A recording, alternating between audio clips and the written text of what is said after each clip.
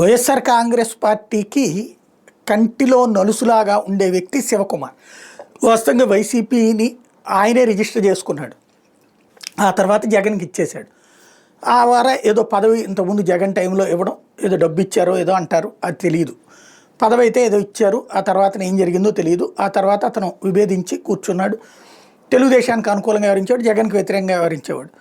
అయితే ఒకసారి పార్టీ అతని చేతికి వెళ్ళిపోయాక ఇతనికంటూ ఏది ఉండదు బేసిక్గా. ఇప్పుడు ఎన్టీ రామారావు గారు తెలుగుదేశం పెట్టారు, చంద్రబాబు గారు తీసుకున్నాక ఎన్టీ రామారావు గారి చేత వల్ల అయిందా, సాధ్యమైందా ఆయనకి? అట్లాగే ఇందిరాగాంధీ కాంగ్రెస్ పెట్టింది, అసలు కాంగ్రెస్ పార్టీ పక్కకి వెళ్ళిపోయింది. కాబట్టి లెక్కలు అట్లా ఉంటాయి. అయితే ఇక్కడ ప్రచారానికి మాత్రం ఉపయోగపడుతున్నారు, యాంటీ జగన్ ప్రచారానికి. తాజాగా వైసీపీకి గొడ్డల గుర్తును కేటాయించమని చెప్తూ ఈసీకి లేఖ రాశారట.